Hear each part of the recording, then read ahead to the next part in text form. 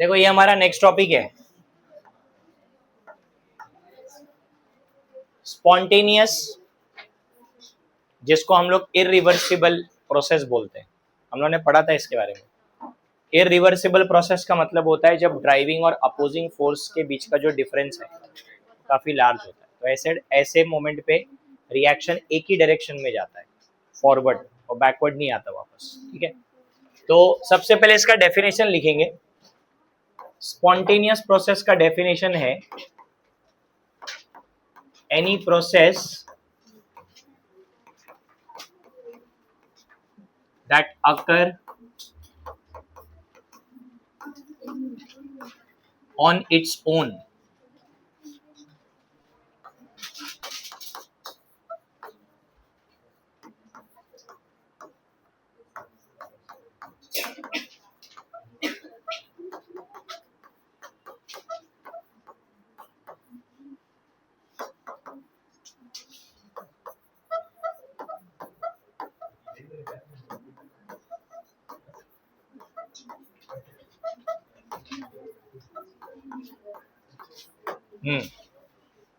ये डेफिनेशन है।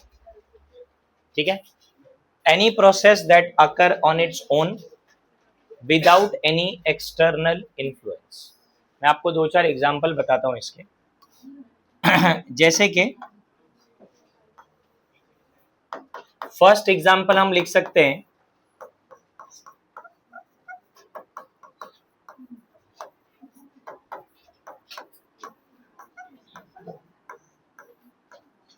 बराबर, melting of ice above 0 degree Celsius spontaneous में काउंट होगा, क्योंकि जब आप फ्रिज से आइस निकालोगे बाहर का टेम्परेचर मोर देन 0 है, आइस हीट एब्जॉर्ब करेगा और अपने आप मेल्ट होगा, नो एक्सटर्नल इन्फ्लुएंस।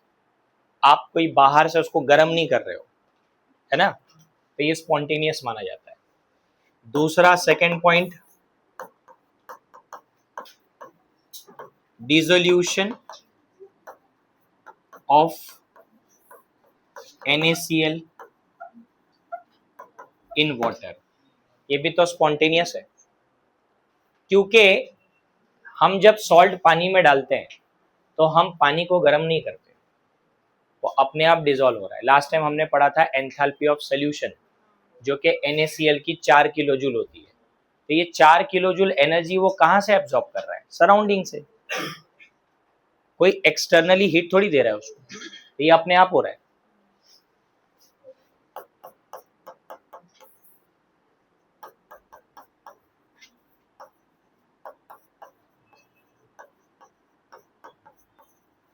ये तो मैंने इलेक्ट्रोकेमिस्ट्री में भी पढ़ाया था, याद है कि नहीं? अपने सारे गैल्वेनिक सेल स्पॉन्टेनियस है ना, because current always flows from higher potential to lower potential. ये स्पॉन्टेनियस हुआ क्योंकि ये अपने ओन पे हायर टू लोअर जाता है। लोअर टू हायर करवाना है तो अपने ओन पे नहीं होगा, यू नीड एक्सटर्नल सप्लाई, है ना। देन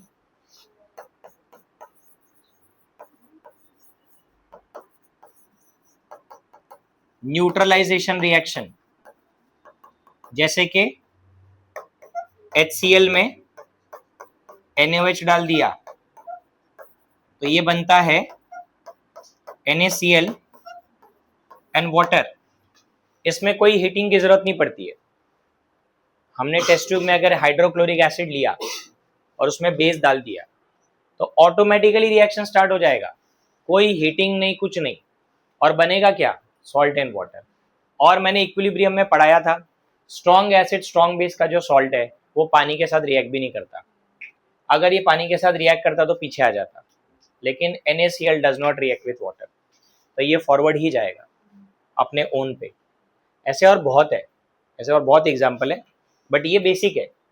तो स्पॉन्टेनियस का मतलब समझ में आ गया, है ना, जो फॉरवर्ड डायरेक्शन में अपने ओन पे जाएगा, बैकवर्ड अपने ओन पे नहीं आएगा। हमने गैल्वेनिक सेल में पढ़ा था लेड एक्यूमुलेटर बैटरी, तो हमने पढ़ा कि वो डिस्चार्ज के टाइम गैल्वेनिक है, स्पॉन्टेनियस, बट रिचार्ज के टाइम वो नॉन स्पॉन्टेनियस इलेक्ट्रोलाइटिक बिहेव करता है, क्योंकि रिचार्ज के टाइम वो अपने आप रिचार्ज नहीं होता, हमको एक्सटर्नल सप्लाई लगाना पड़ता है, तब करंट का डायरेक्शन उल्टा हो जाता है। तो इसीलिए वो इलेक्ट्रोलाइटिक सेल नॉन स्पॉन्टेनियस था, बट गैल्वेनिक सेल स्पॉन्टेनियस था, बिकॉज गैल्वेनिक सेल में यही होता है। ठीक है, तो ऐसे एग्जाम्पल को अपन स्पॉन्टेनियस बोलते हैं। तो ना स्पॉन्टेनियस का कुछ की पॉइंट्स है, और ये ना एग्जाम में पूछा है, वो की पॉइंट्स मैं यहाँ पे लिख रहा हूँ, स्पॉन्टेनियस प्रोसेस के की पॉइंट्स। ठीक है, 2 मार्क्स का क्वेश्चन है बोर्ड में, तो ये 4 पॉइंट आप लोग लिख लेना।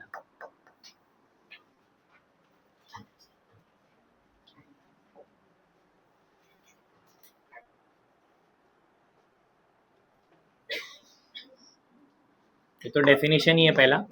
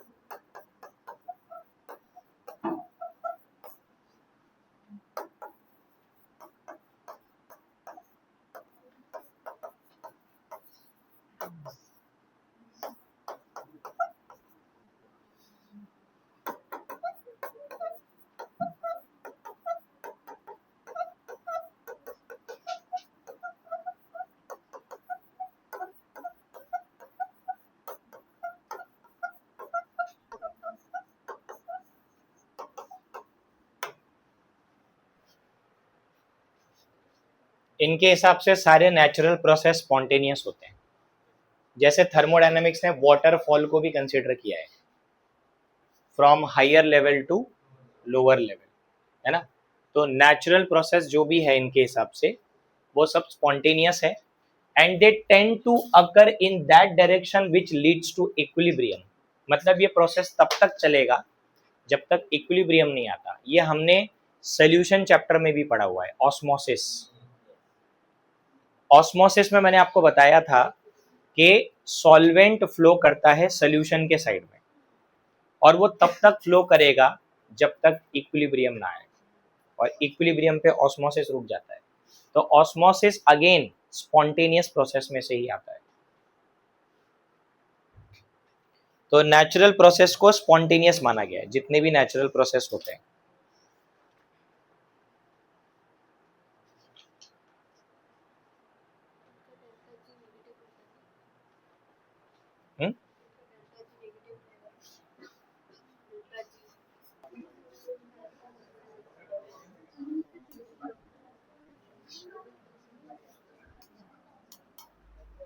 ओके, अभी ध्यान दो।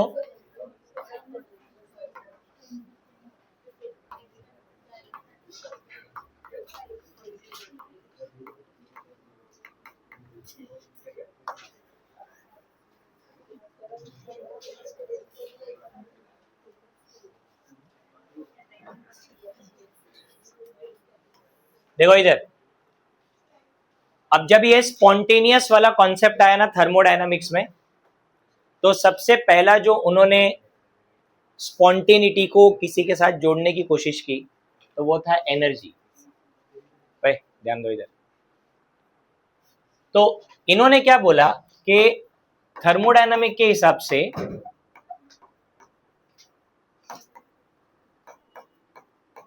spontaneous process is accompanied by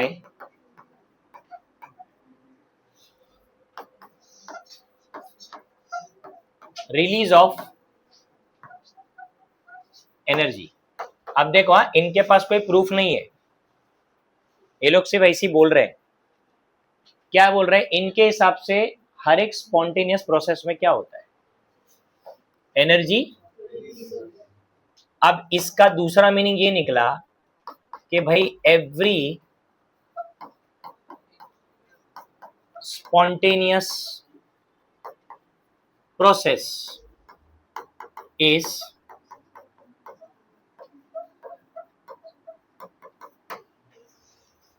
meaning यही निकला इसका, क्योंकि एनर्जी रिलीज हो रही है तो एक्सोथर्मिक हुआ, है ना। तो इन्होंने ये कॉन्सेप्ट चलाया कई दिनों तक कि भाई हर एक एक्सोथर्मिक प्रोसेस स्पॉन्टेनियस होगा, और उसको उन्होंने प्रूव भी किया है। क्योंकि कुछ एग्जाम्पल ऐसे थे, जैसे अभी मैंने आपको न्यूट्रलाइजेशन बताया, HCl और NaOH का रिएक्शन। जब ये रिएक्शन होता है और NaCl और वाटर बनता है तो ये रिएक्शन एक्सोथर्मिक है, क्योंकि इसका जो एंथैल्पी चेंज है वो -57 किलो जूल है। खुश हो गए ये लोग, बोले भाई सही जा रहे हैं अपन एकदम एक्सोथर्मिक। लेकिन एक्चुअली में ऐसा नहीं है। अब इन्होंने लॉजिक क्या लगाया, देखो तुमको बताता हूँ इसके पीछे का लॉजिक क्या है, कि हर एक्सोथर्मिक रिएक्शन ही स्पॉन्टेनियस होगा। अभी वो लोग ऐसा समझा रहे कि कंसीडर कर लो कि एक रिएक्शन है ये A to B, ठीक है। अब रिएक्टेंट से जब प्रोडक्ट बनता है तो रिएक्टेंट में बॉन्ड ब्रेकिंग होता है। बॉन्ड ब्रेकिंग के लिए ये क्या करता है? एनर्जी एब्जॉर्ब करता है। अब ये अगर एनर्जी एब्जॉर्ब करेगा तो इधर पे तो एनर्जी ज्यादा होगी, मोर एनर्जी, और जब ये प्रोडक्ट बनेगा तो एनर्जी रिलीज होएगी, तो इन्होंने बोला लेस एनर्जी। तो थर्मोडायनामिक्स का ये बोलना है कि भाई किसी भी प्रोसेस में या किसी भी रिएक्शन में reaction always try to go in that direction जहां पे वो ज्यादा स्टेबल हो जाए। तो जब यहाँ एनर्जी लेस होगी तो स्टेबिलिटी ज्यादा होगी। तो उन्होंने बोला कि जब प्रोडक्ट बनता है तो एनर्जी रिलीज होती है, इसलिए लेस एनर्जी। तो इसीलिए हर एक्सोथर्मिक रिएक्शन स्पॉन्टेनियस होगा, क्योंकि reaction always goes from less stable state to more stable state. तो उनका कॉन्सेप्ट गलत नहीं था, लेकिन प्रॉब्लम कहाँ हो गई कि जब तक एक्सोथर्मिक रिएक्शन स्टडी कर रहे थे तब तक तो खुश थे वो, लेकिन फिर पता चला एंडोथर्मिक रिएक्शन भी जो होते हैं जो स्पॉन्टेनियस होते हैं, ठीक है। तो अब जब ये कॉन्सेप्ट उन्होंने समझाया कि भाई ये लेस एनर्जी की तरफ जा रहा है, मतलब यहाँ पे एनर्जी क्या हो रही है? हाँ, यहाँ पे एनर्जी रिलीज हो रही है, तभी तो एनर्जी लेस हो रही है ना। और इसकी एनर्जी ज्यादा क्यों है? क्योंकि यहाँ पे एनर्जी एब्जॉर्ब होगी, बॉन्ड तोड़ने के लिए एनर्जी चाहिए। तो सही, उनका लॉजिक सही था, लेकिन सिर्फ एनर्जी के साथ जो उन्होंने कॉन्सेप्ट लगाया कि हर एक्सोथर्मिक रिएक्शन ही स्पॉन्टेनियस होगा, ये सही नहीं है। अब मैं आपको बताता हूं, ऐसे हमारे पास कुछ रिएक्शंस है एंडोथर्मिक है जो कि स्पॉन्टेनियस है। जैसे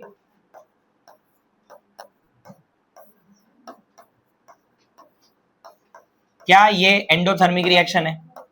याद आ रहा है इसका एक वैल्यू लिखा था मैंने, एट अबे मेल्टिंग ऑफ आइस स्पॉन्टेनियस से पढ़ के आए थे हम। तो वो क्या हीट एब्जॉर्ब कर रहा है कि रिलीज कर रहा है मेल्ट होने के लिए? तो स्पॉन्टेनियस तो है, अपने आप हो रहा है, लेकिन वो हीट को एब्जॉर्ब कर रहा है। हीट एब्जॉर्ब हो रहा है वहां पे, तो ये एक्सोथर्मिक हुआ कि एंडोथर्मिक हुआ? तो एंडोथर्मिक हुआ। अरे हुआ कि नहीं एंडोथर्मिक? NaCl का डिसोल्यूशन एंडोथर्मिक है क्या एक्सोथर्मिक है? बोलो। इसको पानी में डालने से जब ये एक्वियस सोल्यूशन बन जाएगा, इसका वैल्यू कितना था? हाँ, प्लस क्या माइनस? +4 kilo joule. अब बताओ एब्जॉर्ब किया है क्या रिलीज किया है? NaCl का डिसोल्यूशन स्पॉन्टेनियस है, बिकॉज हम कोई एक्सटर्नल इन्फ्लुएंस नहीं करते, लेकिन NaCl डिसॉल्व होने के लिए हीट एब्जॉर्ब करता है। तो इस रिएक्शन को देखने के बाद इन्होंने एक स्टेटमेंट बताया कि भाई एक्सोथर्मिसिटी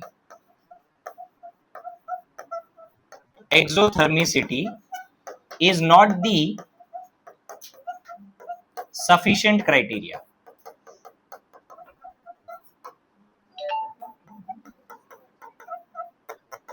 to determine spontaneous process, because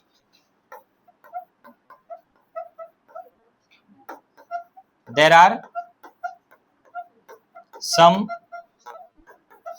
process which are spontaneous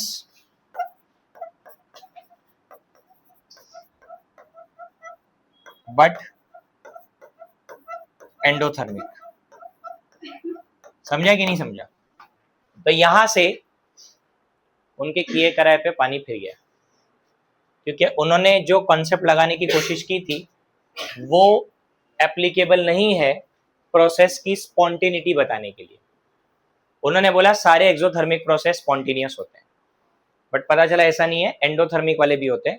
तो ये स्टेटमेंट भी उनका ही दिया हुआ है थर्मोडायनामिक्स का कि exothermicity is not the sufficient criteria, मतलब आप सिर्फ एक ही फैक्टर को कंसीडर करके स्पॉन्टेनियस प्रोसेस नहीं बता पाओगे।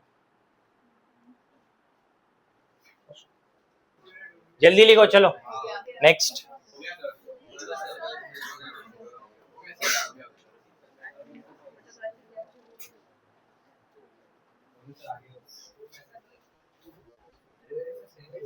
तुमको फिजिक्स में एंट्रोपी था क्या? नहीं ना, भी एंट्रोपी आने वाला।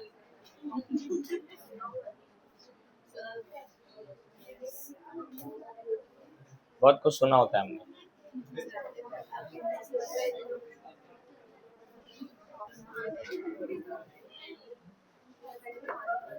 चलो ध्यान दो,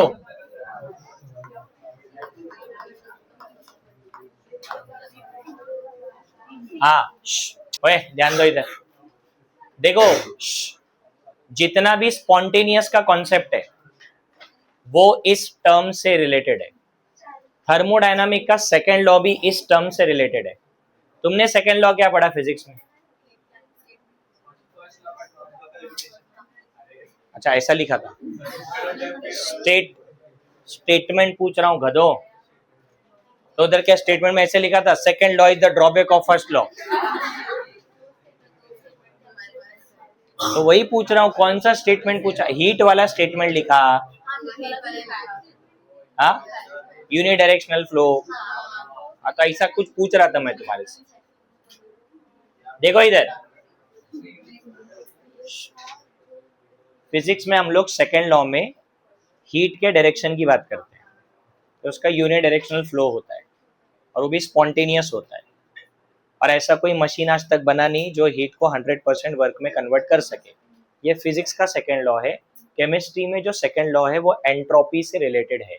अब पहले एंट्रोपी सीखना पड़ेगा, उसके लिए बड़ा टॉपिक है, ध्यान दो इधर। एंट्रोपी बेसिकली है क्या? So it is a measure of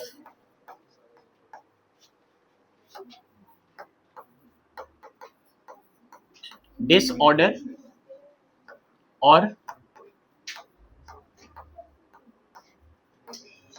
randomness in the system। मतलब इस कॉन्सेप्ट में बताया जा रहा है कि एंट्रोपी सिस्टम के रैंडमनेस को मेजर करने का नाम है। मतलब आपका सिस्टम जितना ज्यादा डिसऑर्डर्ड होगा एंट्रोपी उतनी ज्यादा होगी। एस से डिनोट करते हैं, लिखा है ना मैंने S. But the point is, पहला तो ये है कि एंट्रोपी एक एक्सटेंसिव प्रॉपर्टी है। एक्सटेंसिव प्रॉपर्टी क्या होती है? हाँ, अमाउंट ऑफ मैटर पे डिपेंड करता है, ठीक है। जैसे क्लास में ज्यादा लोग रहेंगे तो ज्यादा डिसऑर्डरनेस, कम लोग रहेंगे तो शांति, कम डिसऑर्डरनेस। हाँ, तो इधर सुनो, टॉपिक भटको मत। तो एक्सटेंसिव प्रॉपर्टी जो है वो अमाउंट ऑफ मैटर पे डिपेंड करती है। तीसरा चीज ये है कि it is a state function.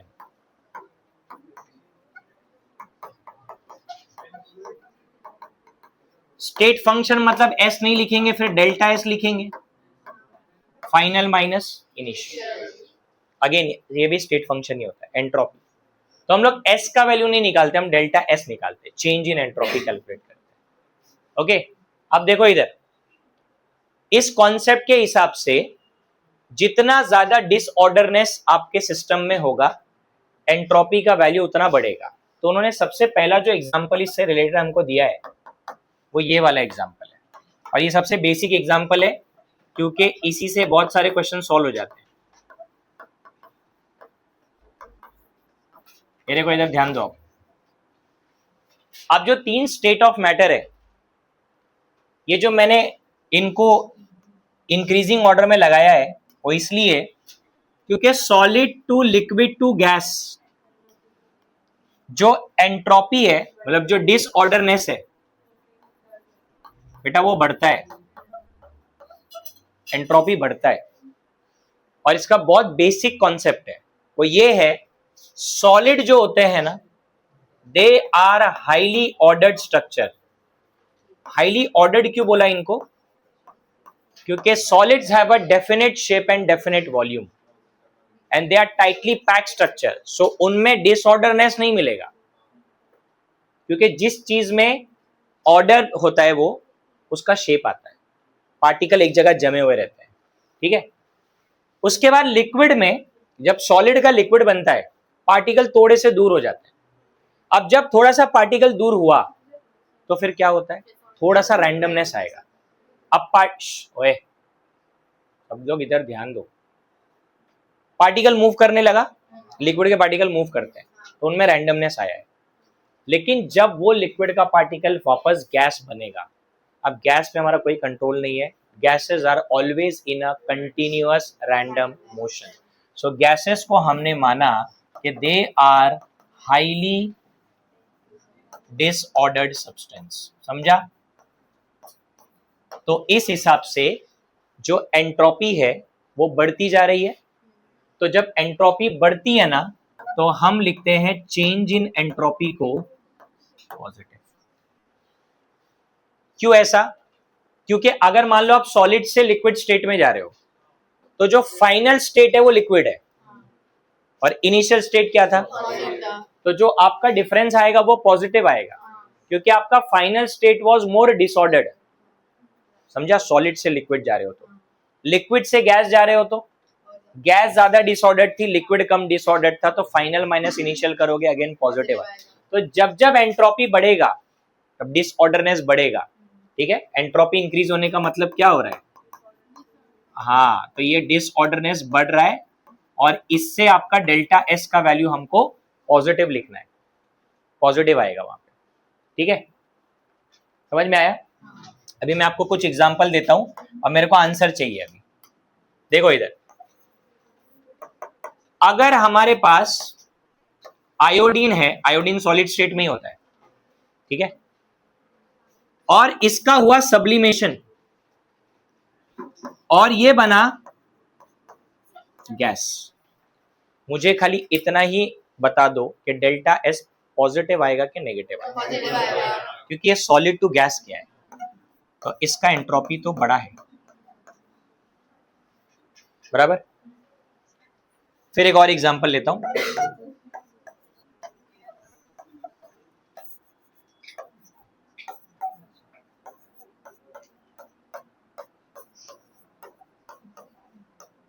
बताओ, this is called decomposition of calcium carbonate. कौन से स्टेट में था ये? तो यहां भी वो एक सॉलिड तो बना ही है, उसके बाजू में गैस भी बना। सो एंट्रोपी चेंज अगेन पॉजिटिव आएगा, ठीक है। फिर उसके बाद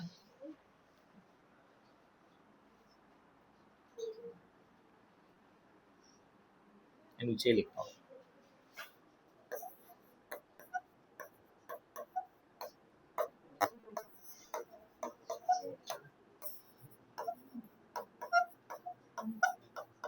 बताओ।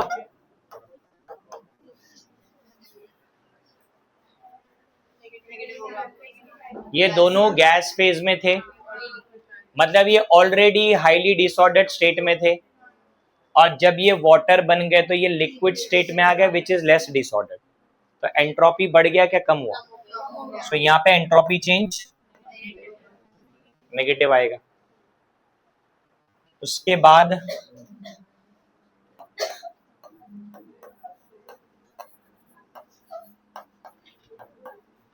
ये बताओ,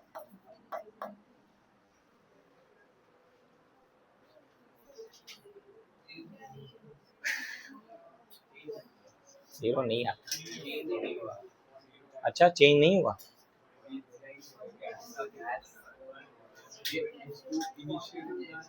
ठीक है, दोनों जगह गैस है, बट दोनों सेम चीज नहीं है। ये मॉलिक्यूल है, वो एटम है। क्यों? क्यों?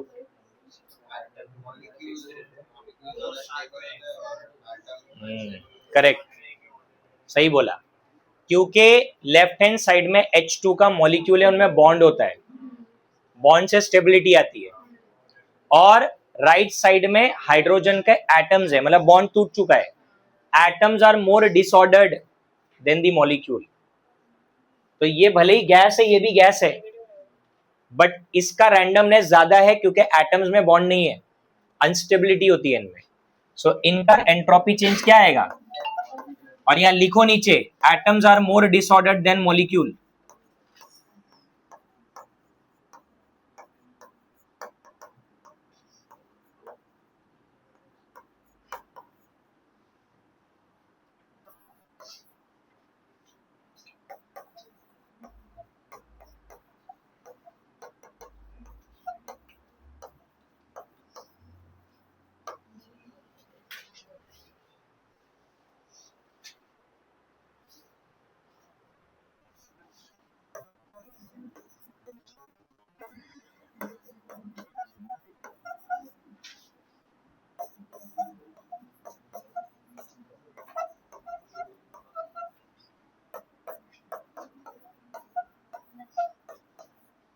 चलो बताओ, अब मेरे पास सेम गैस है,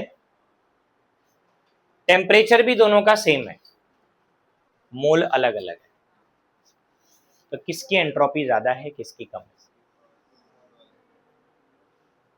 इतना सिंपल है यार, अभी थोड़ा टाइम पहले बोला था मैंने। ज्यादा पार्टिकल होंगे तो रैंडमनेस ज्यादा आएगा। 2 मोल में ज्यादा पार्टिकल है, 1 मोल में कितने होते हैं? 6.02, तो 2 मोल में उसके डबल। तो किसकी एंट्रोपी ज्यादा होगी? इसकी एंट्रोपी ज्यादा है, इसकी एंट्रोपी ज्यादा है।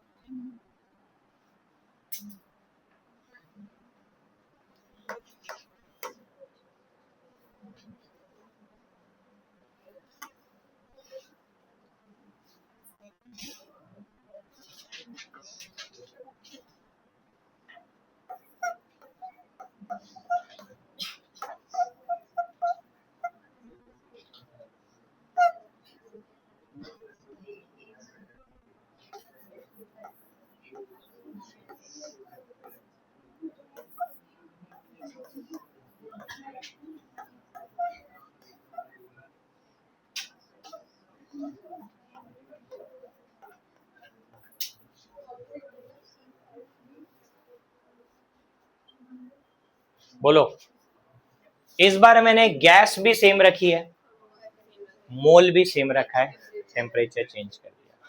क्या लगता है? हाइयर टेम्परेचर पे रैंडमनेस ज्यादा है, बिकॉज जब टेम्परेचर बढ़ेगा तो मॉलिक्यूल्स में काइनेटिक एनर्जी आती है, रैंडमनेस ज्यादा हो जाएगा। तो किसका रैंडमनेस ज्यादा है? तो अब ये दोनों चीज जो मैंने लिखा है इसका मीनिंग निकला, मैं इधर लिख रहा हूं साइड में। पहला तो पहले वाले एग्जांपल से पता चला कि delta S is directly proportional to number of moles, बराबर है कि नहीं? और सेकंड वाले में क्या पता चला? Delta S directly proportional to temperature. लिख लो, एंट्रोपी चेंज।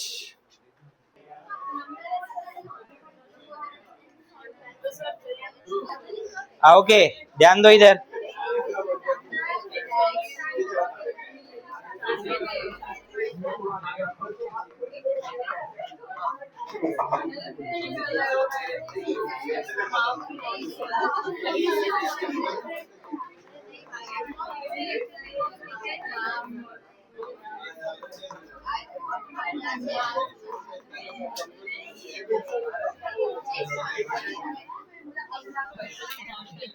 हाँ, अभी मेहरबानी करके इधर ध्यान दे दो, ठीक है? थोड़ा सा क्या कुछ बोलना चालू करो तो अपना पर्सनल डिस्कशन ऐसा इन्वॉल्व हो जाती है पब्लिक कि भाई सदियों से मिले नहीं है, आज मिलाप हुआ है।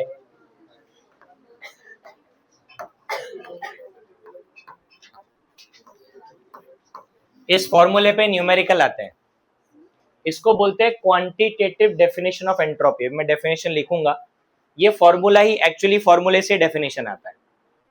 अगर मुझे क्वांटिटेटिवली पता करना है चेंज इन एंट्रोपी कितना आने वाला है, तो एंट्रोपी दो चीजों पे डिपेंड करता है, एक क्यू पे, हीट होता है क्यू, और एक होता है टी, दैट इज टेम्परेचर, ठीक है?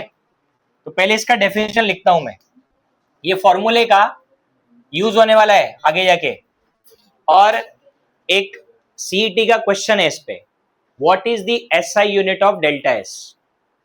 तो बताओ, अगर एसआई यूनिट पूछा इन्होंने तो ऊपर तो एनर्जी है तो वो जूल आएगा, नीचे केल्विन आएगा, तो केल्विन ऊपर जाके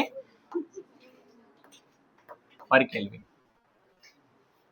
गधो, ध्यान दो इधर, जूल पर केल्विन इसका एसआई यूनिट है। अब इसका डेफिनेशन ये है,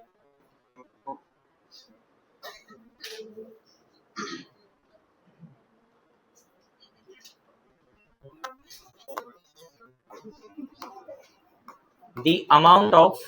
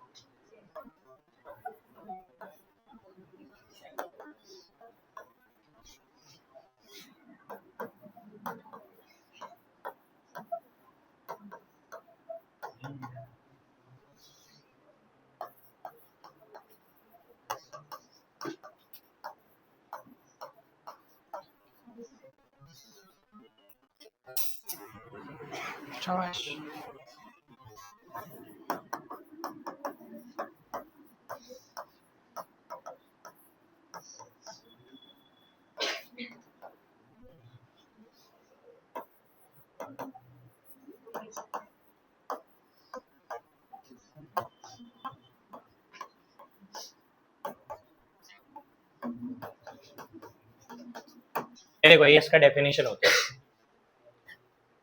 अमाउंट ऑफ एंट्रोपी चेंज जो भी आएगा, क्वांटिटेटिव डेफिनेशन है ना, क्वांटिटी की बात चल रही है, it is equal to what? Heat transferred to the system in a reversible manner. मतलब कि हीट सिस्टम के अंदर भी जाएगी बाहर भी जाएगी, उसका मीनिंग ये है, divided by the temperature at which heat transfer takes place. मतलब यहां पे ये चीज बहुत मैटर करेगी कि आप कौन से टेम्परेचर पे हीट प्रोवाइड कर रहे हो सिस्टम को, क्योंकि एंट्रोपी कितनी चेंज होने वाली है उसमें टेम्परेचर का बहुत इंपॉर्टेंट रोल है, क्योंकि हीट से एंट्रोपी बढ़ेगी, ये तो गारंटीड है। क्योंकि जब आप किसी भी सिस्टम में हीट ट्रांसफर करोगे तो अंदर जो मॉलिक्यूल प्रेजेंट होंगे उनके मॉलिक्यूलर मोशन बढ़ जाएंगे क्योंकि काइनेटिक एनर्जी आ जाएगी, तो ऑब्वियसली रैंडमनेस बढ़ेगा, उसमें कोई प्रॉब्लम नहीं है। लेकिन कौन से टेम्परेचर पे आप हीट सप्लाई कर रहे हो वो मैटर करता है, क्योंकि एंट्रोपी चेंज बहुत ज्यादा होगा या कम होगा वो डिसाइड होगा टेम्परेचर से, the temperature at which heat transfer takes place. तो अभी इसको मैं समझाता हूं, इसमें दो केसेस है। पहला तो हमको ये बताना है कि डेल्टा एस जो है वो डायरेक्टली प्रोपोर्शनल है किससे, क्यू रिवर्सिबल से, दिख रहा है ना यहाँ पे।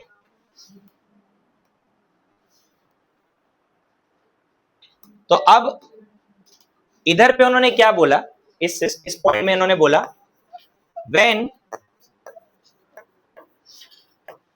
Heat is supplied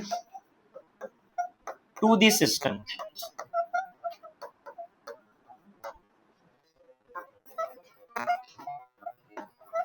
the molecular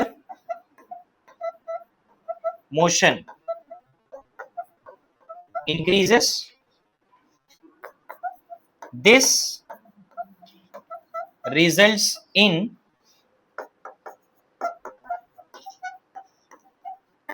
increase in randomness, बराबर है कि नहीं, and thus delta S is directly proportional to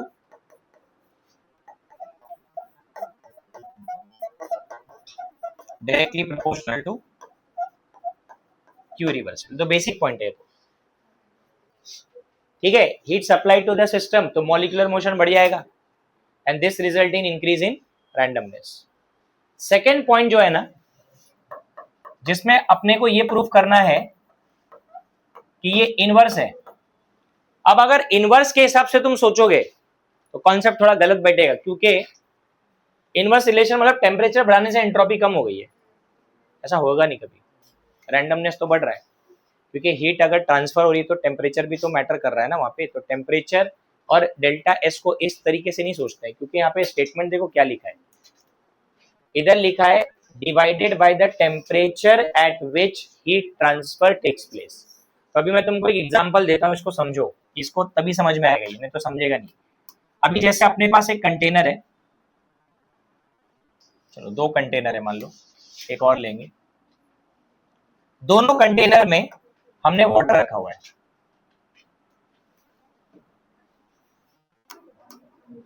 ठीक है, इसमें भी वाटर है,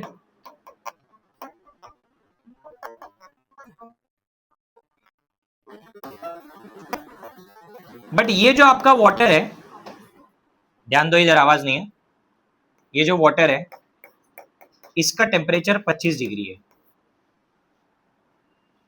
और यहां पे जो वाटर है इसका टेम्परेचर मान लो 80 डिग्री है। मैं एक अमाउंट ऑफ हीट ट्रांसफर कर रहा हूं Q, कुछ तो वैल्यू होगा ये, सेम हीट इसमें भी दे रहा हूं, सेम हीट इधर भी ट्रांसफर कर रहा हूं। अब जो मैं तुमको बताने की कोशिश कर रहा हूं वो एग्जांपल से समझेगा। अपने को बताना है एंट्रोपी चेंज ज्यादा किधर होगा,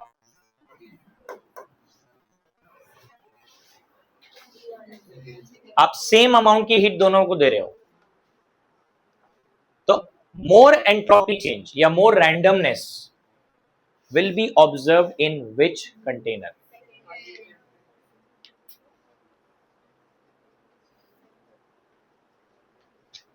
ज्यादा रैंडमनेस कहां पे दिखाई देगा आफ्टर एडिशन ऑफ हीट?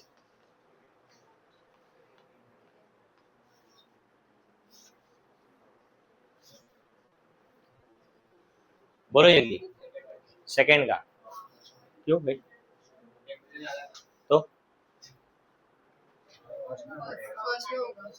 तो जिसका टेम्परेचर ज्यादा है वो पहले से ही हाईली डिसऑर्डर्ड है, तो उसमें तुम और हीट डाल के उसको और कितना डिसऑर्डर कर दो।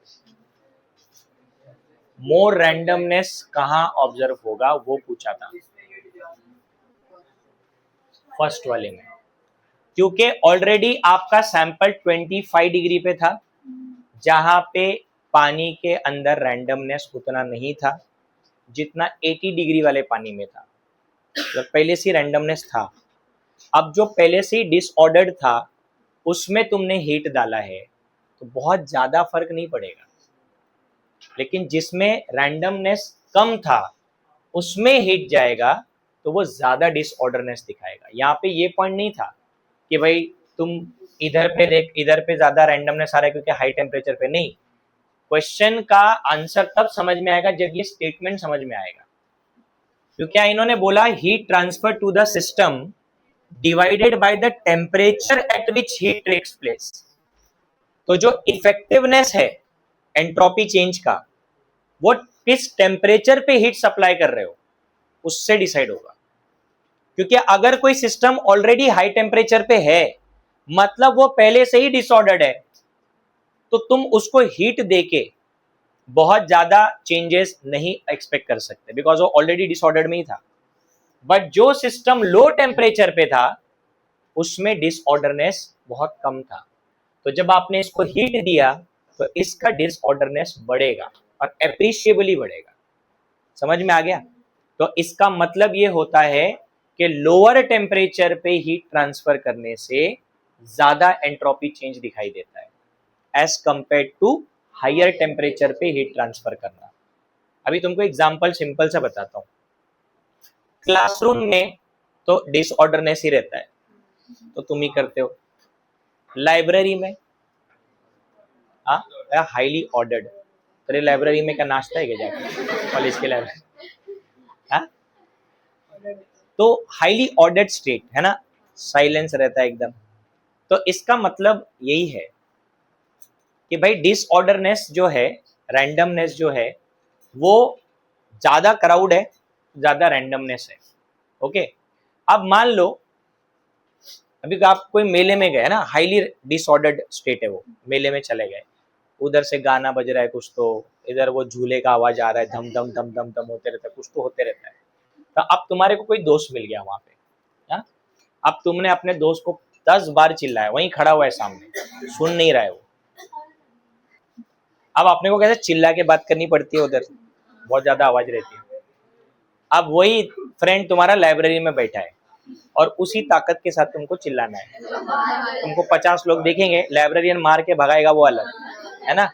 इसका मतलब इफेक्टिवनेस कब नजर आया? जब तुम लाइब्रेरी में चिल्ला रहे थे तो इफेक्टिवनेस नजर आया, क्योंकि वहां पे ऑलरेडी वो ऑर्डर्ड स्टेट में था, तो वहां पे अब डिसऑर्डर हो गया।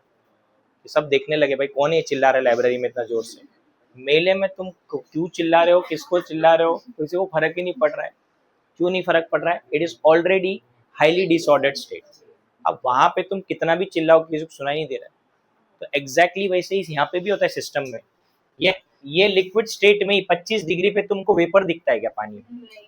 लेकिन जब तुम हीट ट्रांसफर करोगे तो शायद इसके वेपर बनने स्टार्ट होंगे। ये ऑलरेडी 80 डिग्री पे वेपर बना रहा है, यहाँ वेपर दिख रहा है, गैस फेस। तो इसका मतलब यहाँ पे तुम हीट दोगे तो ऐसा नहीं बोल रहा हूँ कि एंट्रोपी चेंज नहीं होएगा, होएगा, बहुत ज्यादा चेंज नहीं होएगा। हाँ, तो या इसका मीनिंग ये हुआ कि यहाँ पे जो डेल्टा एस है ना, वो मोर इफेक्टिव रहेगा। समझ में आएगी नहीं? Eight which temperature? Low temperature पे ज्यादा इफेक्टिवनेस होता है और यहाँ पे वो लेस इफेक्टिव रहेगा। एट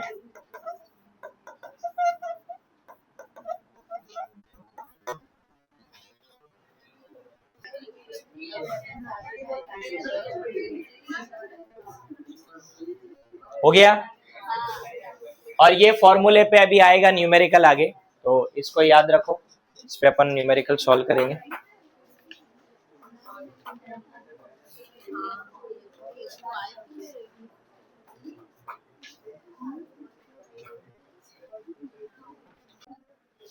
हो गया क्या?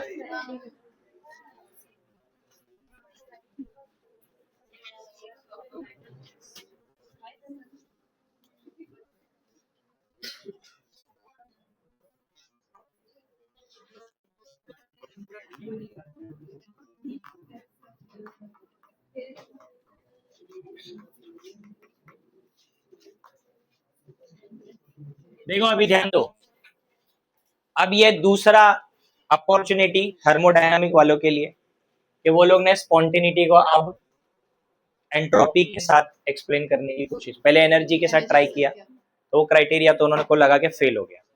अब इन्होंने एंट्रोपी का कॉन्सेप्ट ये लगाया इनके हिसाब से कि अगर कोई प्रोसेस स्पॉन्टेनियस होगा तो उसका एंट्रोपी चेंज पॉजिटिव आना चाहिए, ये इन्होंने बोला। ठीक है, अब जैसे मेरे को बताओ, इधर भी मैं आपको एग्जांपल बताता हूँ। फर्स्ट एग्जांपल यही ले लो, इजी एग्जांपल है।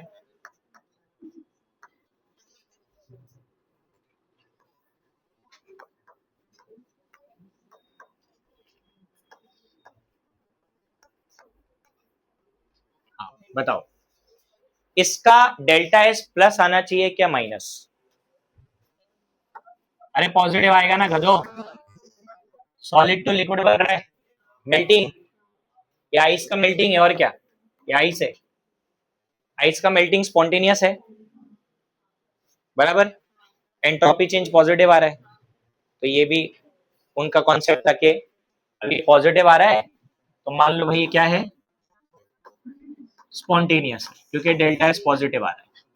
ओके, एक और एग्जांपल दिया अपने बुक में, ये वाला H2O2 liquid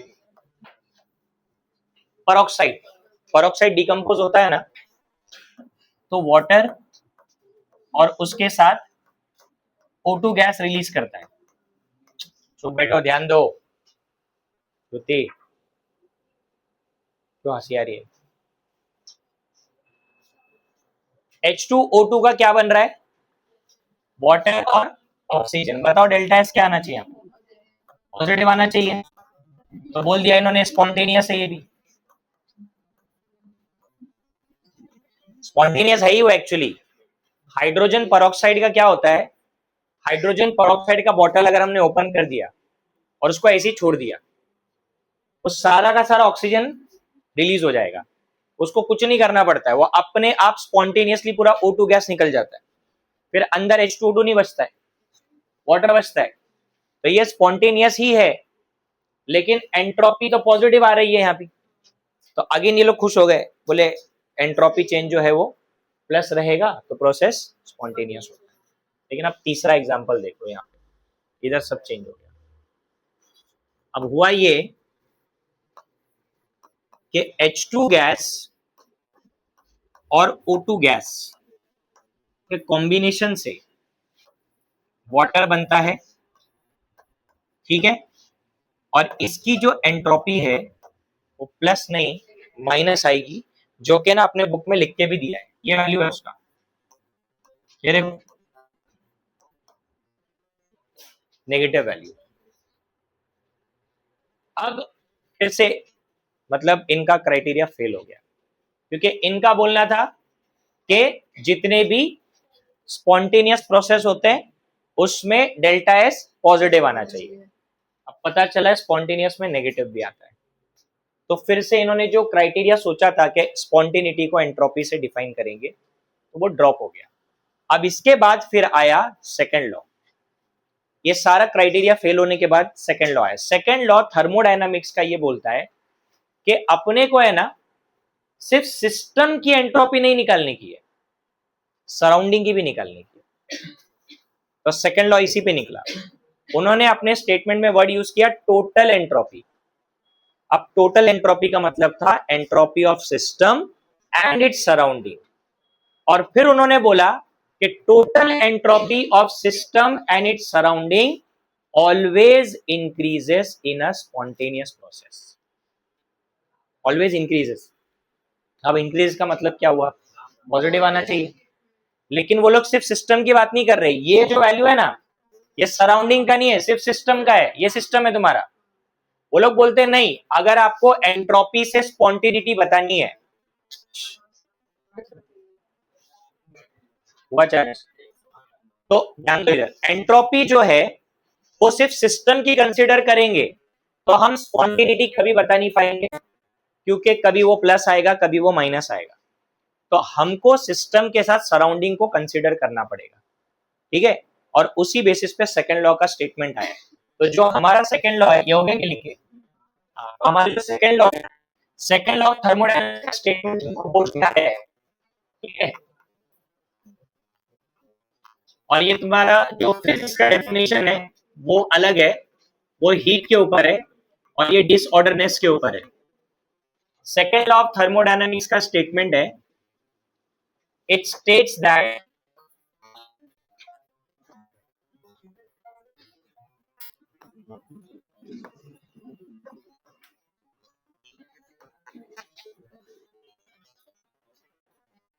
total entropy of a system and of a system and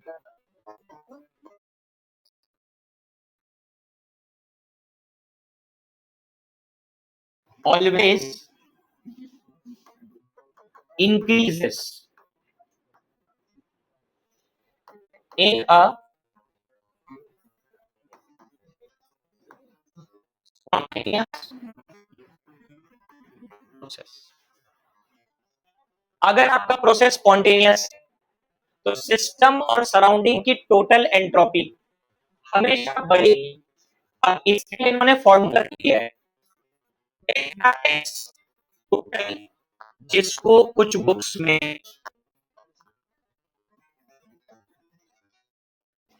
delta S universe लिखा है, which is equal to delta S system plus delta S surrounding. Change in entropy of system and change in entropy of surrounding का total sum delta S universe बोला है, क्योंकि scientist लोगों का मानना है कि यूनिवर्स एक्सपांड हो रहा है। अगर यूनिवर्स एक्सपांड हो रहा है तो इसका मतलब एंट्रोपी हमेशा बढ़ेगी, इंक्रीज हो रही है। समझ में आया कि नहीं आया? एक्सपांशन होगा तो डिसऑर्डरनेस बढ़ेगा ना। अभी से गैस एक्सपांड हो रही है तो it is becoming more disordered, तो उनका मानना है कि यूनिवर्स भी एक्सपांड हो रहा है, इसलिए उन्होंने स्टेटमेंट में डाला कि सिस्टम में सराउंडिंग मिलकर के यूनिवर्स होता है, बराबर है। तो उनका बोलना है कि वो हमेशा बढ़ेगा ही, इंक्रीज ही होगा, और उस बेसिस पे इन्होंने फॉर्मूला दिया। अब ये फॉर्मूले से तीन इक्वेशन क्या है सुनो। पहला पॉइंट ये है कि इनका बोलना है कि अगर डेल्टा एस टोटल जो कि सिस्टम प्लस सराउंडिंग, अगर ये ग्रेटर देन जीरो आता है मतलब प्लस पॉजिटिव, तो भाई तुम्हारा प्रोसेस स्पॉन्टेनियस होगा, स्पॉन्टेनियस प्रोसेस है, ठीक है।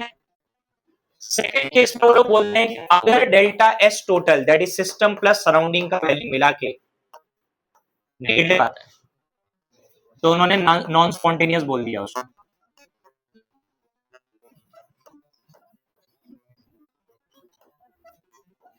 ठीक है।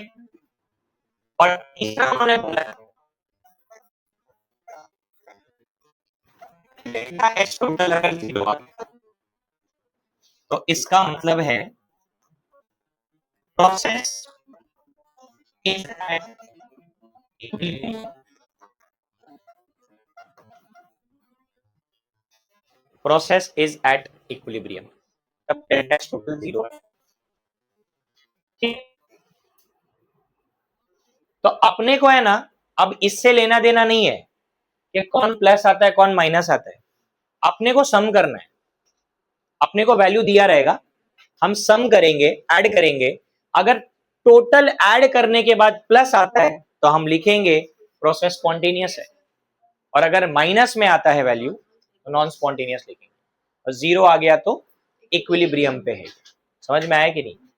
इंपॉर्टेंट है, क्योंकि आप जब न्यूमेरिकल सॉल्व करोगे ना तो पूछेंगे state whether the process is spontaneous और नॉन स्पॉन्टेनियस। तो अब स्पॉन्टेनियस नॉन स्पॉन्टेनियस अपने मर्जी से बता दूंगा मैं, ऐसी पहले वैल्यू निकालूंगा ना, तो डेल्टा टोटल का वैल्यू निकालना पड़ेगा, उसके लिए मुझे दो चीजों की जरूरत होगी, सिस्टम का एंट्रोपी और सराउंडिंग का। मैक्सिमम केसेस में सिस्टम की एंट्रोपी गिवन होती है, सराउंडिंग की गिवन नहीं होती। सराउंडिंग की एंट्रोपी निकालनी है, और सराउंडिंग की एंट्रोपी निकालने का फॉर्मूला ये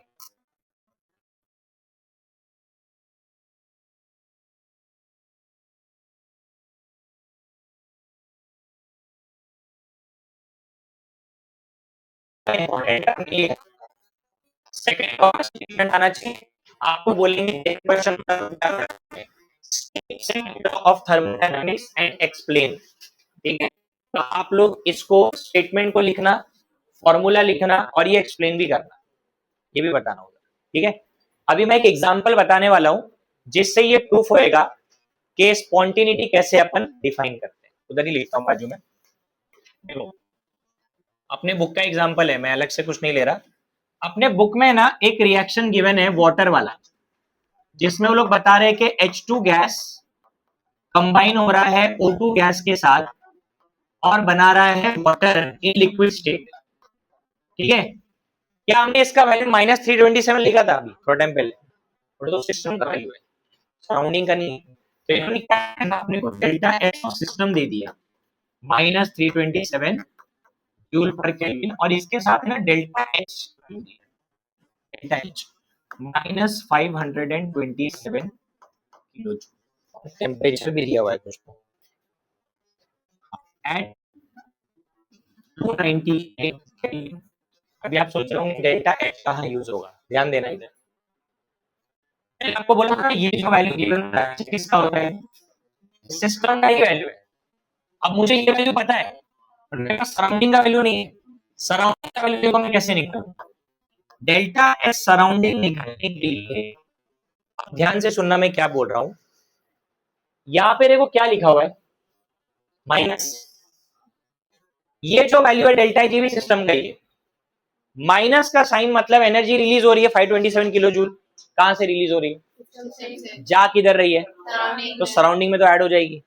तो इसका मतलब मैं Q के जगह पे डेल्टा एच बाई टी लिखूंगा, मैंने माइनस लिखा है क्योंकि अगर सिस्टम की एंथैल्पी प्लस है तो ये माइनस आएगा, और अगर वो माइनस है तो ये प्लस आएगा, आएगा ना, फिर प्लस माइनस है ना, माइनस माइनस क्या हो जाएगा, तो मैं 527 लिखूंगा, लेकिन ये इधर का जूल है तो इसको जूल में कन्वर्ट कर देगा, 10⁻³ कर देंगे, और टेम्परेचर कितना गिवन है 298।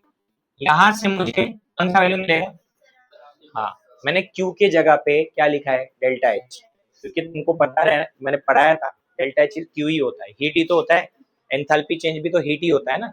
हाँ तो इसको डिवाइड, उसका आंसर लिखा है बुक में, वही लिखेंगे। बुक में दिया है इसका आंसर +1919 जूल पर केल्विन, ये केल्विन है, आगे जूल पर केल्विन। अब ये भी जूल में आ गया, तो delta S is equal to delta S system plus delta S surrounding। System का वैल्यू है -27 जूल पर केल्विन और सराउंडिंग का वैल्यू है 19 जूल पर केल्विन। तो सब्ट्रैक्शन करने के बाद आंसर आता है +15।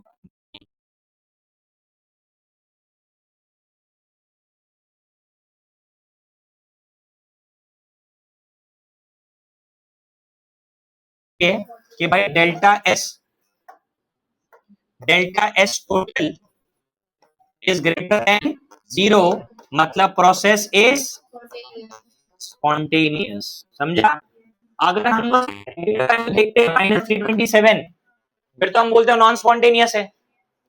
क्यों, क्योंकि इन्होंने निकाला था कि पॉजिटिव वैल्यू रहेगा तो स्पॉन्टेनियस है, नेगेटिव रहेगा तो स्पॉन्टेनियस नहीं है। बट फिर सेकंड लॉ बोलता है कि सिर्फ सिस्टम का वैल्यू कंसीडर नहीं करने है, सराउंडिंग का भी वैल्यू, तो सिस्टम प्लस सराउंडिंग मिला के क्या आ रहा है वैल्यू, +1592 आ रहा है। It means entropy change positive आ रही है टोटल, इसका मतलब प्रोसेस स्पॉन्टेनियस है, मतलब रैंडमनेस बड़ा है। ओवरऑल देखा जाएगा पूरा, सिर्फ सिस्टम नहीं देखेंगे। ऐसे न्यूमेरिकल सॉल्व करेंगे, ऐसे टाइप के न्यूमेरिकल लाएंगे।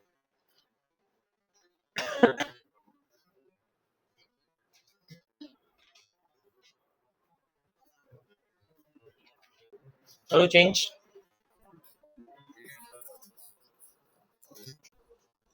Q रिवर्सिबल बाय T के जगह क्या लिखना है, delta H by T minus में लिखना, क्योंकि मैंने क्या बोला, अगर सिस्टम प्लस रहेगा तो सराउंडिंग माइनस आएगा, क्योंकि एनर्जी सिस्टम से सराउंडिंग में जाती है।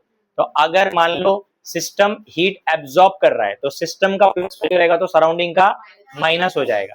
अब वहां पे सिस्टम का वैल्यू माइनस है तो सराउंडिंग का प्लस हो गया ना, माइनस इधर आके प्लस हो जाएगा। देन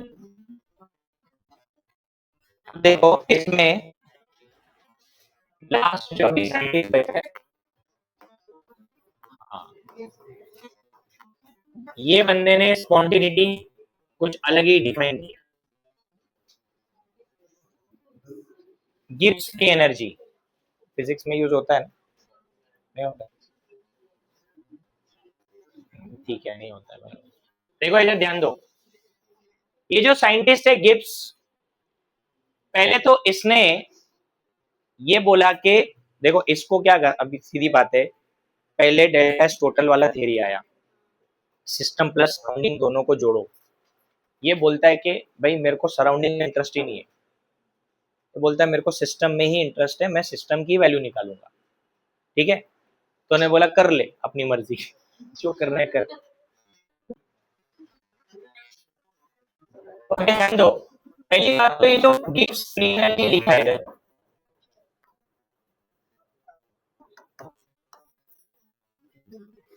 फ्री एनर्जी का डेफिनेशन ये होता है कि it is a measure of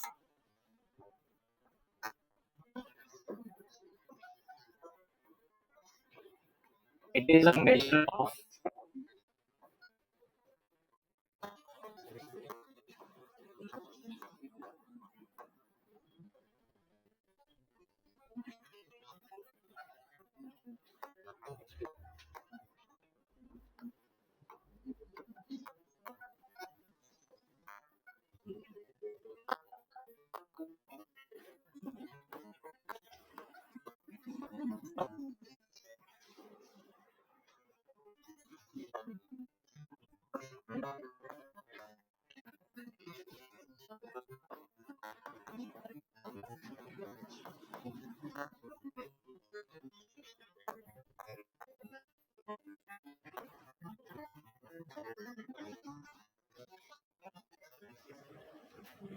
free energy का मीनिंग होता है it is the measure of maximum useful work which is obtainable from a system.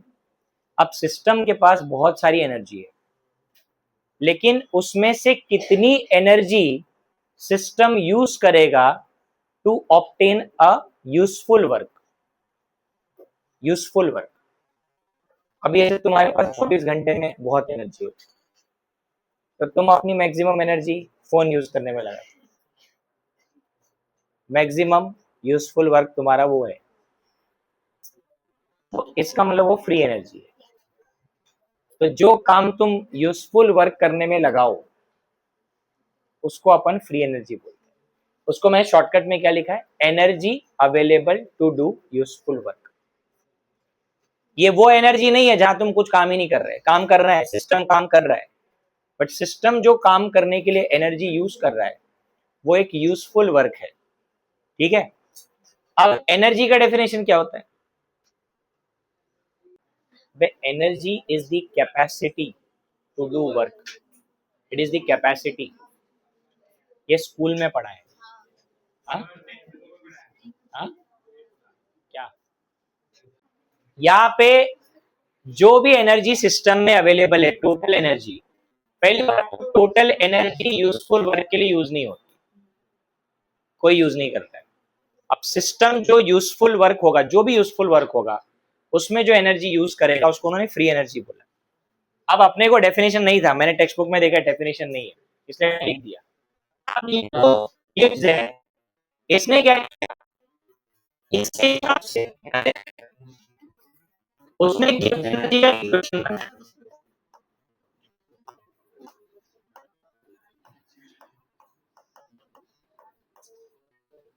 और वो इक्वेशन काफी फेमस है, G is equal to H minus T S. अभी मैं इसका रीजन बताता हूँ, ये इक्वेशन बनाने के पीछे उसका ये थिंकिंग था। उसने एक चीज ऑब्जर्व करी कि हर बार स्पॉन्टिनिटी को एक्सप्लेन करने के लिए एंट्रोपी का सहारा ले रहे हैं सब लोग, किसी ने भी एंथैल्पी को कंसीडर नहीं किया।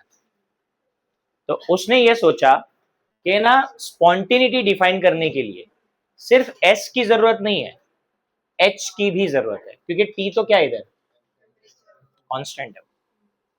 टेम्परेचर मतलब कांस्टेंट मतलब जब रिएक्शन होगा तो टेम्परेचर हाई या लो रहेगा, कुछ तो रहेगा। एच और एस पे डिपेंड करता है जी का वैल्यू। तो अभी तक इसके पहले किसी ने भी एंथैल्पी को कंसीडर नहीं किया स्पॉन्टिनिटी को एक्सप्लेन करने के लिए, वो गिब्स ने पहले ही केस किया। तो ध्यान से देखो, इसके राइट साइड फंक्शन है, तो क्या फंक्शन, तो उसने बताया कोई डेल्टा डी है। हाँ, तो इधर आप लिखेंगे जी इज अ स्टेट फंक्शन। अब स्टेट फंक्शन है तो अभी अपन जी लिखेंगे ही नहीं, अब ये डेल्टा जी हो जाएगा, तो it is final minus each. सुनो इधर, अगर ये डेल्टा जी में, तो right hand side delta x minus P delta x, इस इक्वेशन का नाम ही है इस इक्वेशन को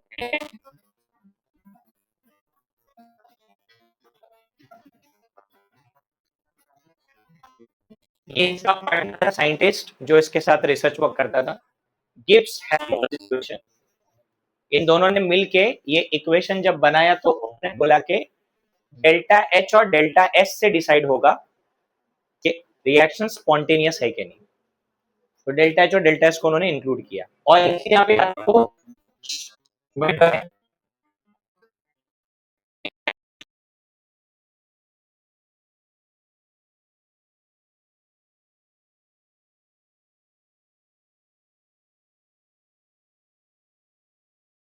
एक्सटेंसिव प्रॉपर्टी,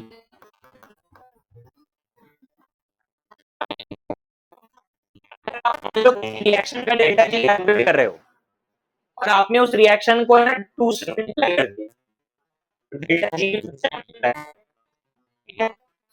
चेंज होता है with increase in amount of matter, amount of matter पे डिपेंड करता है, और फंक्शन है पाथ फंक्शन। अब ये इक्वेशन है ना, ये कॉन्टिन्यूटी को एक्सप्लेन करने के लिए बनाया गया, जिसमें बोला गया कि एंथैल्पी चेंज और एंट्रोपी चेंज डिसाइड करेंगे कि डेल्टा जी का वैल्यू क्या आएगा, और डेल्टा जी से स्पॉन्टिनिटी एक्सप्लेन होगी। ठीक है, इतना लिखो पहले, अभी आगे का बताता हूँ क्या करना है।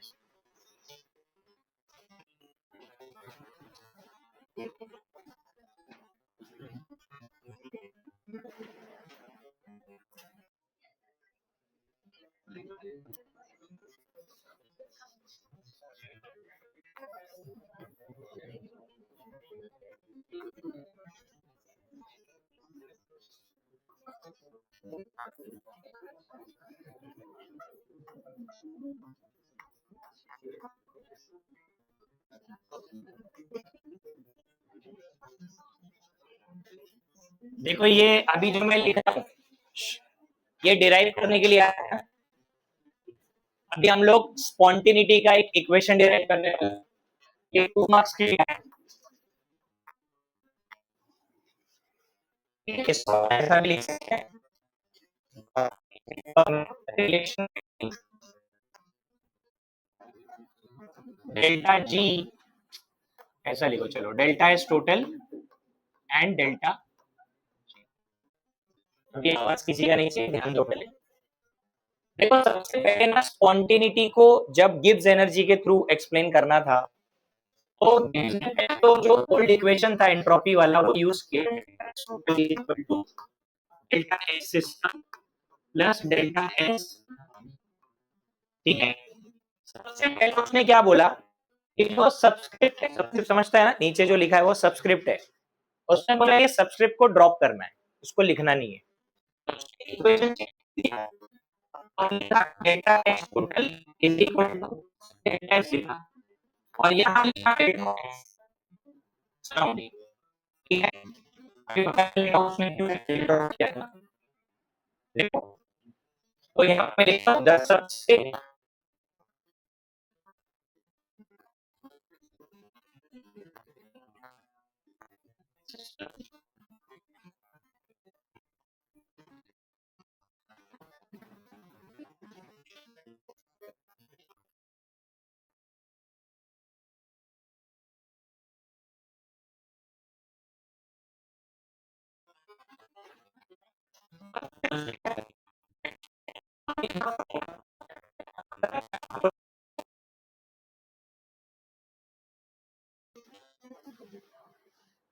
ये वैल्यू यहां पुट कर दिया डेल्टा एस सराउंडिंग की जगह, क्योंकि उसको एंथैल्पी को इंक्लूड करना था ना।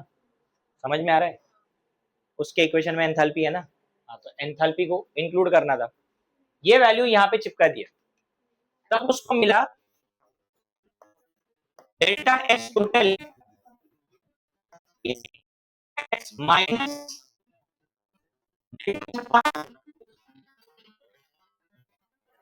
आप यहाँ पे एलसीएम लेंगे, एलसीएम लेंगे ना यहाँ पे, तो मिलेगा डेल्टा एस करो,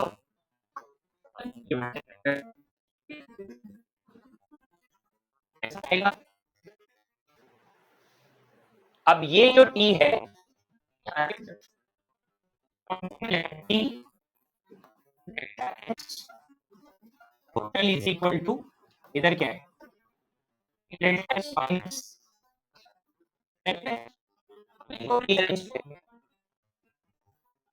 on rearranging above equation we get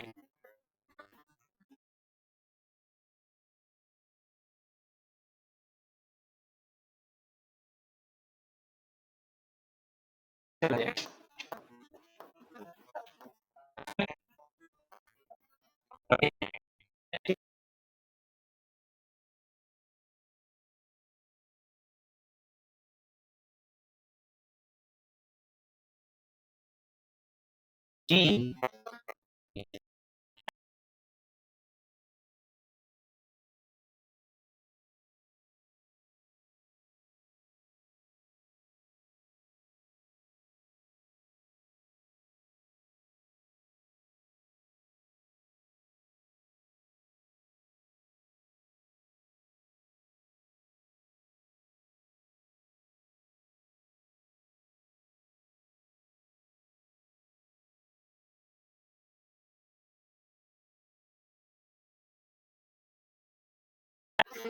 अब delta S total greater than मतलब पॉजिटिव वैल्यू पॉजिटिव और प्रोडक्ट क्या है नेगेटिव आएगा, इसका डेल्टा टी क्या आने वाला है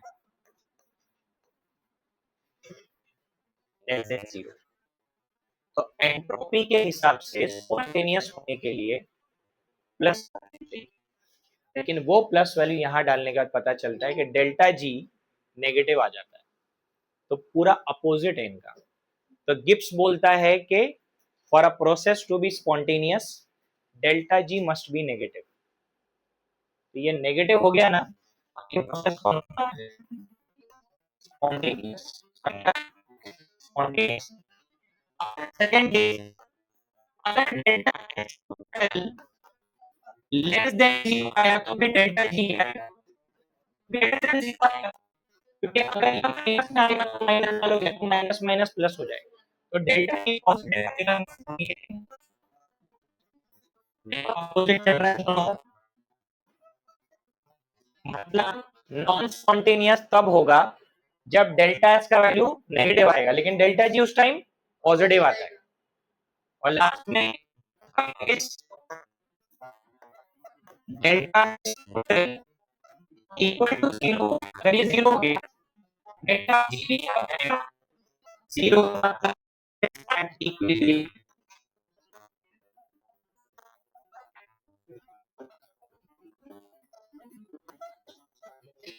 समझे? तो डेल्टा जी और डेल्टा एस अपोजिट है,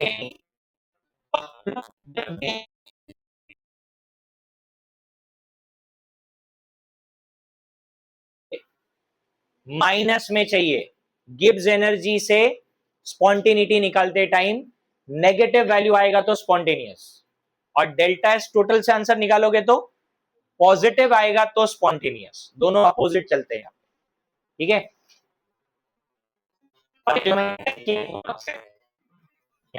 जैसा मैंने लिखा है 2 मार्क्स का क्वेश्चन नहीं, relation delta G and delta S total. Temperature या टेम्परेचर नेगेटिव नहीं रहेगा, भी बोल रहा हूँ टेम्परेचर पॉजिटिव क्वांटिटी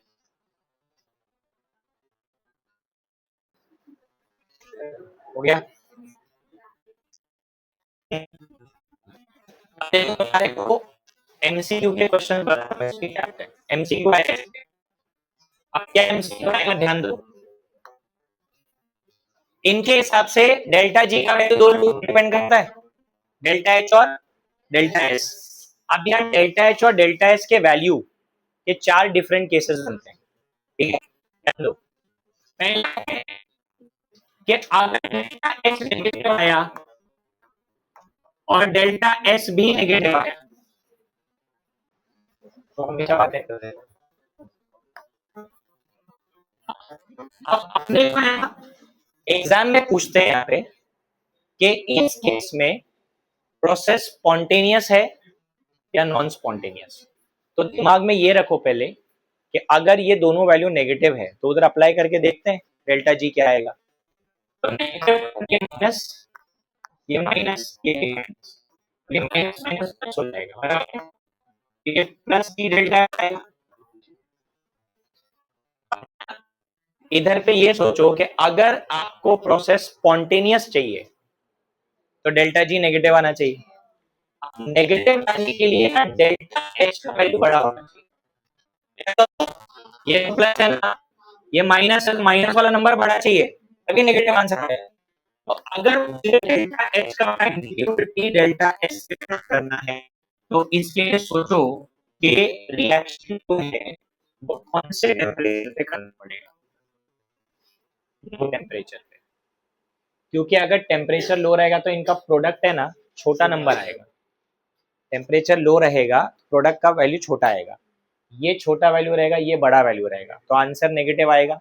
इसका मतलब इस कंडीशन में आपको डेल्टा जी नेगेटिव कब मिलेगा, नेगेटिव मतलब स्पॉन्टेनियस ना, मतलब इस कंडीशन में रिएक्शन स्पॉन्टेनियस होगा only eight which temperature, yes low temperature. अभी आप मेरे को बताओ अगर टेम्परेचर हाई हो गया तो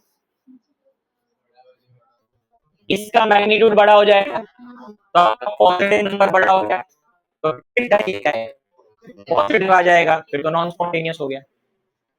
तो अगर दोनों नेगेटिव है, दोनों अगर नेगेटिव है तो स्पॉन्टेनियस कब होता है, लो टेम्परेचर पे, only at low temperature. Second case अब दोनों में पॉजिटिव हो गया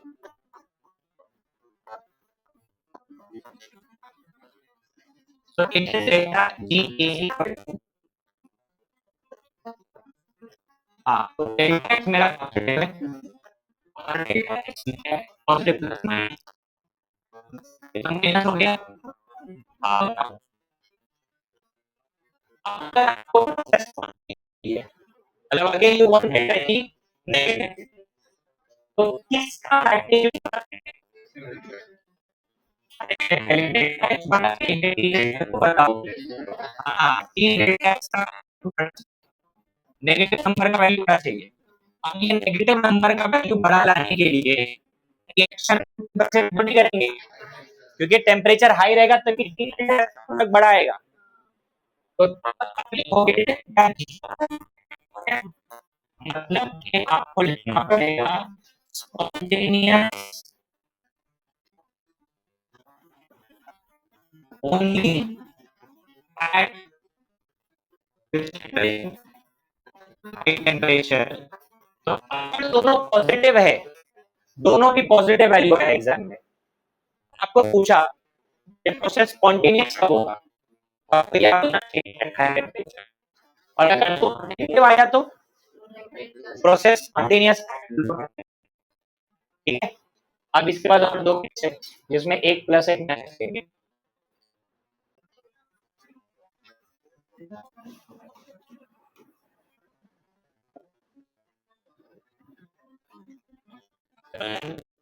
थर्ड केस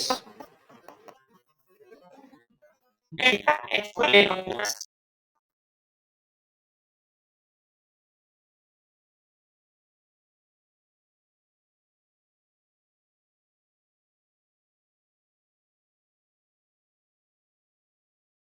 माइनस है, तो यहाँ पे हम लोग, और ये माइनस से तो माइनस माइनस फिर प्लस हो गया। अब बताओ,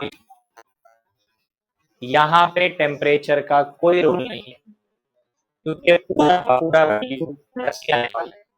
In this case, your process can never be spontaneous, क्योंकि डेल्टा जी आपका नेगेटिव आएगा ही नहीं, पूछा था कैसे है। कौन से कंडीशन में process non spontaneous at all temperature होता है, तो ये है वो प्रोसेस। यहाँ पे आपका डेल्टा जी हमेशा क्या आएगा, पॉजिटिव आएगा, मतलब इधर लिखना पड़ेगा नॉन स्पॉन्टेनियस।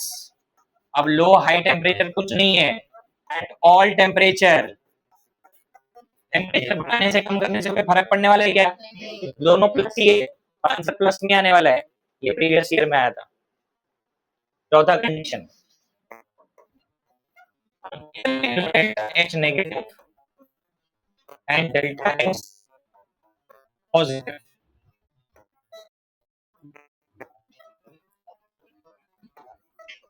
देखो डेल्टा H नेगेटिव हो गया, डेल्टा H पॉजिटिव हो गया, प्लस माइनस, फिर से माइनस हो गया। अब बताओ, इधर टेम्परेचर का कोई रोल नहीं है, क्योंकि टेम्परेचर कोई भी हो, पूरा आंसर हमेशा नेगेटिव आएगा। ये प्रीवियस ईयर में पूछा है, इसको बोलते हैं स्पॉन्टेनियस टेम्परेचर। तो यहाँ जी हमेशा नेगेटिव मिलेगा, तो ये है स्पॉन्टेनियस टेम्परेचर। लास्ट दो तीन इंपॉर्टेंट है, क्योंकि यहाँ पे टेम्परेचर हाई को नहीं देते, हाई भी कर दो नेगेटिव ना दे रहे, तो माइनस माइनस प्लस होता है, लेकिन साइन समझा। ये ऐसे चार कंडीशन डिफाइन होती है, तो इसके लिए एनर्जी जो है वो यूज करना पड़ता है स्पॉन्टेनिटी डिफाइन करने के लिए। देखो डेल्टा एच जब भी प्लस आएगा ना, बताया था तुमको एंडोथर्मिक, डेल्टा एच प्लस मतलब क्या, एंडोथर्मिक, और डेल्टा एच माइनस एक्सोथर्मिक। तो वो प्लस माइनस तो एंडोथर्मिक एक्सोथर्मिक बताता है, और डेल्टा एस जो बताता है प्लस माइनस, वो एंट्रोपी चेंज बताता है। ठीक है, तो दोनों को ऐड करेंगे तभी स्पॉन्टेनिटी पता चलेगी। तो इसमें दोनों चीजें आ गई ना, एनर्जी भी आ गई, रैंडमनेस भी आ गया। पहले क्या हुआ, सिर्फ एनर्जी के साथ कनेक्ट किया, फिर बाद में सिर्फ एंट्रोपी के साथ कनेक्ट किया, तो पता चला ये दोनों भी क्राइटेरिया सिंगल इंडिविजुअली काम नहीं करेगा, इसमें दोनों को इन्वॉल्व किया अपने इक्वेशन। तो एंट्रोपी मतलब एनर्जी और रैंडमनेस मिला के आपका स्पॉन्टेनियस प्रोसेस डिसाइड होएगा। देखो यहाँ पे एक छोटा सा पॉइंट जैसे, उसका नाम है टेम्परेचर ऑफ इक्विलिब्रियम।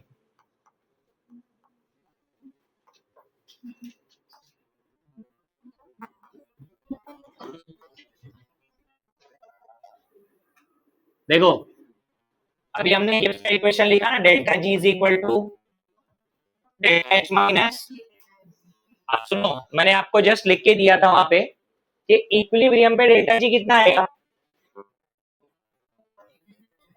0 आएगा ना। तो at equilibrium delta G equal to 0 हो गया, तो फिर यहाँ पे मैं लिखूंगा 0 is equal to delta H minus T delta H को इधर ले लो, प्लस टी डेल्टा एच हो जाएगा। फिर बताओ टी फॉर्मूला क्या आएगा, delta H upon delta S. इस टेम्परेचर को ना, ये टी को हम लोग क्रॉस टेम्परेचर बोलते हैं। इसका मीनिंग क्या है, what is mean by cross over temperature, ये वो टेम्परेचर है जब प्रोसेस स्पॉन्टेनियस से नॉन स्पॉन्टेनियस या नॉन स्पॉन्टेनियस से स्पॉन्टेनियस में चेंज होता है, तो क्रॉस ओवर टेम्परेचर बोलते हैं। समझा, तो ये टेम्परेचर निकालने से है ना, आप ये पता लगा सकते हो। अभी मान लो कोई रिएक्शन का आपका इक्विलिब्रियम का टेम्परेचर आया 700 केल्विन, ठीक है, तो आपको अब ये पता चलेगा कि 700 से ऊपर जाएंगे तो स्पॉन्टेनियस है, या 700 से नीचे जाएंगे तो स्पॉन्टेनियस है। सो 700 is your cross over temperature. समझ में आया कि नहीं। तो क्रॉस ओवर टेम्परेचर क्या होता है? The temperature which the process changes from spontaneous to non-spontaneous and vice versa लिख दो। इसको बोलते हैं क्रॉस ओवर टेम्परेचर।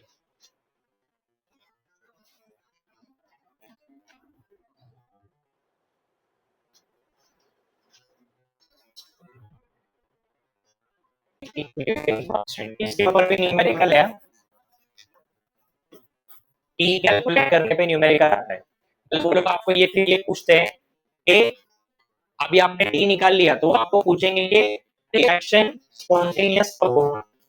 अब वो आपको सोचना पड़ेगा कि भाई जो टी आपने निकाला है उससे हायर टेम्परेचर पे स्पॉन्टेनियस होगा कि लोअर पे, वो मैं करवाऊंगा उसके क्वेश्चन, वहां पे लगेगा ये अपने को। ठीक है, अब लास्ट टॉपिक तो बचा है, बचा हुआ है।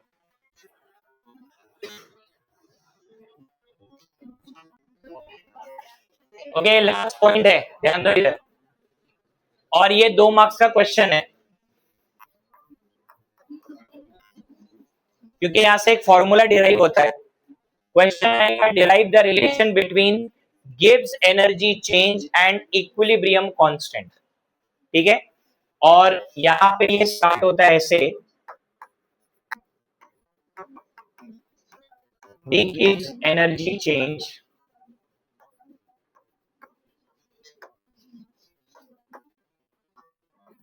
For a chemical reaction.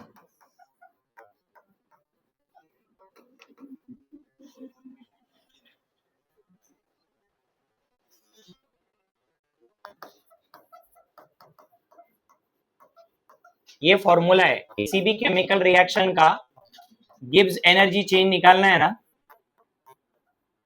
तो ये फॉर्मूला है उसका, delta T is equal to delta G not plus R T L N Q. अब इसमें सारे टर्म्स में डेल्टा जी एस गिव्स एनर्जी चेंज, अरे मुंह बंद करके लिखो, delta G not is standard गिव्स एनर्जी चेंज,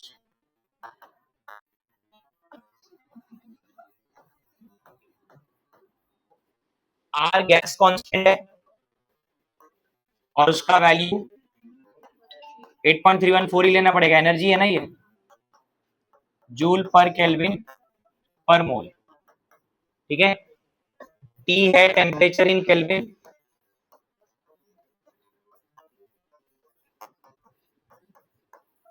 और Q जो है ये मैंने इक्विलिब्रियम में पढ़ाया था, इसको बोलते हैं रिएक्शन कोशेंट।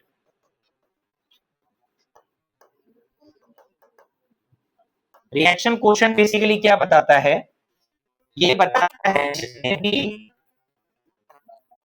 नॉन इक्विलिब्रियम वाले कॉन्सेंट्रेशन होते हैं ना, नॉन इक्विलिब्रियम कॉन्सेंट्रेशन,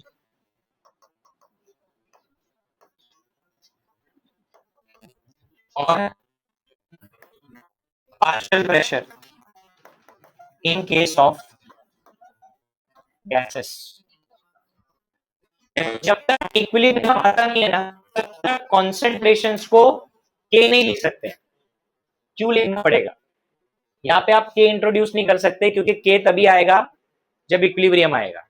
जब तक इक्विलिब्रियम नहीं आता है तब तक कॉन्सेंट्रेशन या फिर पार्शियल प्रेशर, अगर गैस रहेगा तो पार्शियल प्रेशर, उसको अपन क्यू से डिनोट करते हैं। अब ये क्यू बेसिकली होता क्या होगा, यहाँ पे बता देता हूँ। क्यू होता है, एक्चुअली क्यू दो होता है, इधर ध्यान दो, क्यू के दो वैल्यू होते हैं। एक होता है क्यूसी, जो होता है concentration of product upon concentration of reactant, और एक होता है क्यूपी, वो होता है partial pressure of product upon partial pressure of QC और QP शालिनी शांत हो जा, 10 मिनट बाद 2 घंटा तो बात करके निकाल दी। बोला ना मैंने, चैटे है ये, चैटे। अभी एक रिएक्शन है, इक्विलिब्रियम आएगा था। अभी ये रिएक्शन है, ये रिएक्शन जो है रिवर्सिबल है, इसमें इक्विलिब्रियम होगा। तो अपने को एक फॉर्मूला अप्लाई करना है, delta G is equal to delta G not plus R T L N. अब मैं अगर QC में C मतलब कॉन्सेंट्रेशन, अब कॉन्सेंट्रेशन अगर यूज करूंगा तो ये इक्वेशन ऐसा हो जाएगा। What is product, product stoichiometric power के लिखने e raised to d, a raised to a and e raised to b। ये हो गया QC के टर्म्स में, बट इसी को मैं QP के टर्म्स में भी लिखता हूं, और करके लिखता हूं यहाँ पे। ये हो जाएगा delta T is equal to delta G not plus RT ln QP। अब QP बोलेंगे तो पार्शियल प्रेशर आना चाहिए, ऐसे आएगा, partial pressure of capital C raise to C, partial pressure of capital D raise to D, partial pressure of capital A raise to A and partial pressure of capital B raise to B। तो अगर question pressure के terms में आया तो फिर ये होगा, अगर कॉन्सेंट्रेशन के टर्म्स में आया तो ये होगा। P मतलब पार्शियल प्रेशर और C मतलब कॉन्सेंट्रेशन। अभी मैं इसलिए वहां पे क्यों लिखा, क्योंकि अब तक इक्विलिब्रियम नहीं आया, ये मान के चलो। जब इक्विलिब्रियम आएगा ना, यहाँ पे अपन क्यों यूज नहीं कर सकते, उधर अपने को के लिखना पड़ेगा, इक्विलिब्रियम कांस्टेंट आ जाएगा।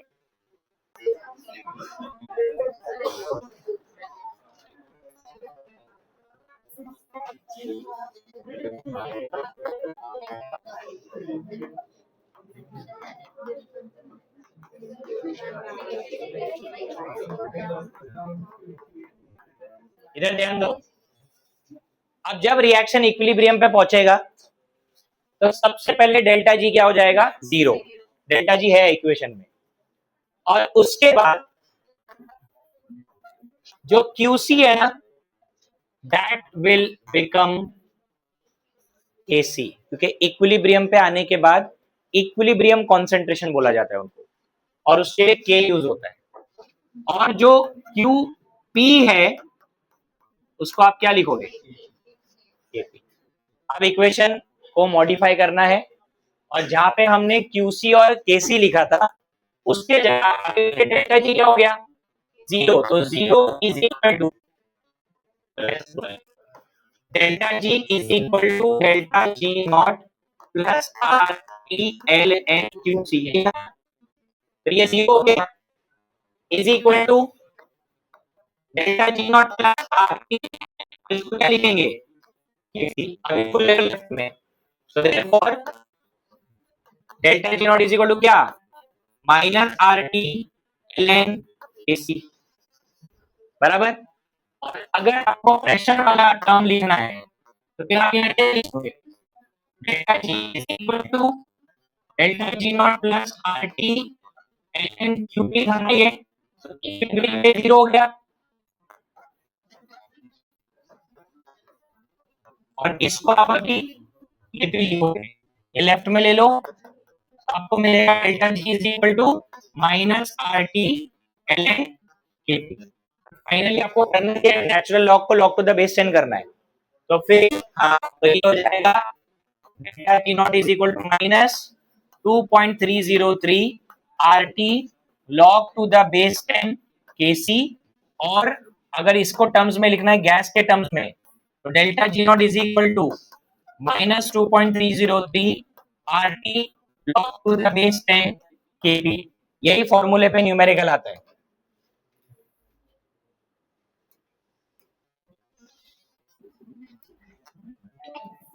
और जो डिराइव किया ना हमने 2 मार्क्स है, कोई थ्योरी वेरी लिखना नहीं है।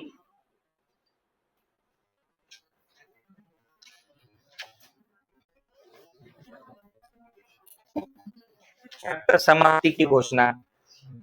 न्यूमेरिकल थोड़े बाकी है, वो अगले लेक्चर में करवा दूंगा 3-4, और उसके बाद एमसीक्यू करेंगे।